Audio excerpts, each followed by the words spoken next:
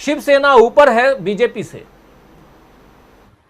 देखिए, शिवसेना, जैसे धनंजय जी ने कहा कि शिवसेना एक मराठी पार्टी के तौर पर उभरी थी वहां पे, और उसी जमीन पे वो वापस गए हैं।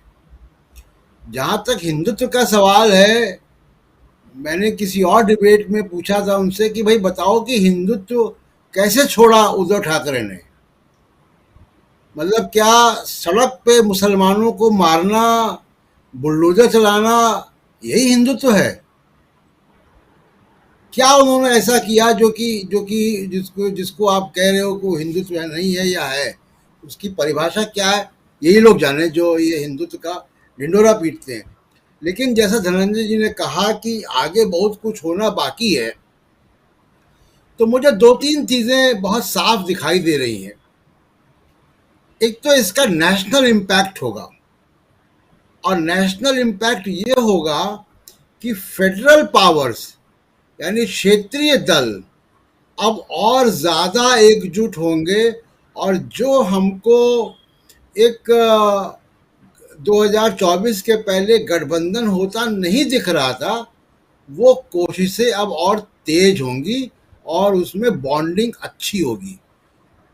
दूसरी बात कि जो महाविकास आघाड़ी है, मुझे नहीं लगता है कि वो टूटने जा रही है। तो ये बीजेपी के लिए एक अलग परेशानी होगी कि 2024 में और अगले विधानसभा में ये एक गठबंधन है जिसमें एक राष्ट्रीय पार्टियां हैं और दो क्षेत्रीय पार्टियां हैं, और दोनों मराठा पार्टियां हैं। तो वो एक मजबूत गठबंधन जो है, वहां पे बीजेपी को लोकसभा में भी और अगले विधानसभा में जब भी होगा, 6 महीने के बाद विधानसभा चुनाव होंगे या 2 साल बाद होंगे, वो झेलना पड़ेगा।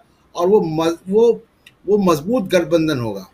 बीजेपी अभी तक शिवसेना की पार्टनरशिप में चलती रही है वहां पे, जब से बीजेपी पैदा हुई है, 80 के दशक से। तो कहीं ना कहीं कभी पार्टनरशिप रही है, कभी नहीं रही है, लेकिन एक सामंजस्य इन लोगों के बीच में रहा है। अब पहली बार बीजेपी अकेले जाएगी, और वो भी बहुत ही कटुतापूर्ण माहौल में, बहुत कटुतापूर्ण माहौल में जाएगी। एक और बात जो होगी राजीव जी, कि इन्फोर्समेंट डायरेक्टरेट ने एक बड़ा रोल प्ले किया है इस सरकार को गिराने में। इसी इन्फोर्समेंट डायरेक्टरेट ने 50-55 घंटे राहुल गांधी को भी पूछताछ की। बाकी विपक्षी पार्टियां भी इससे प्रताड़ित हैं। ये एक राजनीतिक लड़ाई का मुद्दा अब बनेगा, और इसमें अब बॉन्डिंग होगी, एक साथ लोग आएंगे। अभी तो क्या हो रहा था कि मेरे खिलाफ ईडी है तो मैं बोल रहा हूं, उनके खिलाफ ईडी है तो वो बोल रहे हैं। मुझे लगता है कि यहाँ पे अब एक सामंजस्य बनता दिखाई देगा लोगों को। सुप्रीम कोर्ट सुप्रीम कोर्ट लगातार, आप देखिए, पिछले 5-7 सालों में सरकार को बेल आउट करता रहा। बहुत सारे इंपॉर्टेंट फैसले नहीं किए, जो किए वो सरकार के वो फैसले वही हुए जैसा सरकार चाहती थी। सुप्रीम कोर्ट की धीमे धीमे आलोचना भी हो रही थी। अब सुप्रीम कोर्ट को एक आत्मलोकन करना पड़ेगा। भारी क्रिटिसिज्म होगा, आलोचना होगी कि कैसे जो है लोकतांत्रिक संस्थाएं काम कर रही हैं। तो सुप्रीम कोर्ट के लिए भी आगे सरकार को बेल आउट करना बहुत सारे मामलों पे मुश्किल होगा।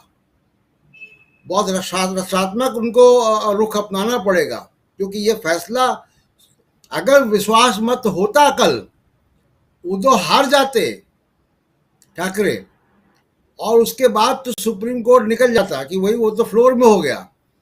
ये तो 15 मिनट के अंदर इस्तीफा दे दिया उसने। इसने सुप्रीम कोर्ट के भी ऊपर एक बड़ी लाइन खींच दी है। तो ये 4-5 चीजें बहुत प्रमुखता से नेशनल लेवल पे होने जा रही हैं, और महाराष्ट्र की पॉलिटिक्स बदलेगी। एक ऐतिहासिक परिप्रेक्ष्य भी है दिल्ली और मराठों का।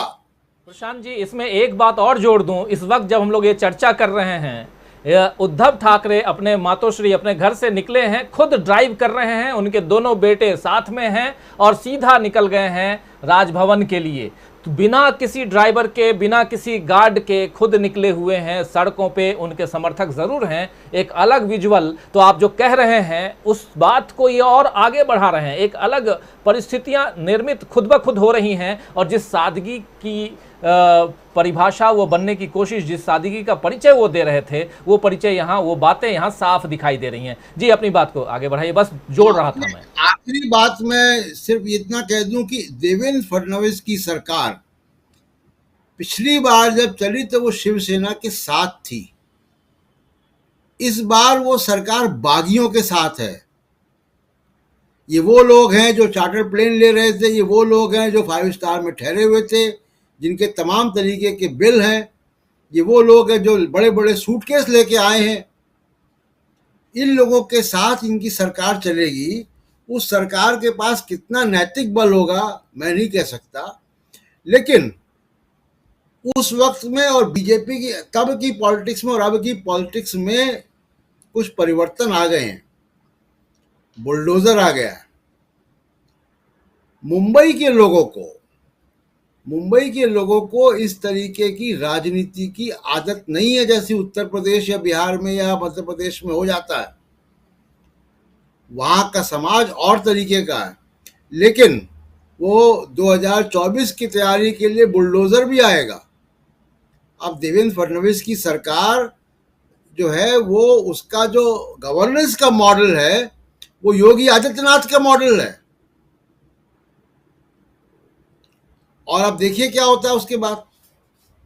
बुलडोजर की आप बात कर रहे हैं, जयशंकर जी के पास आना चाहूंगा, क्योंकि जयशंकर जी बहुत आप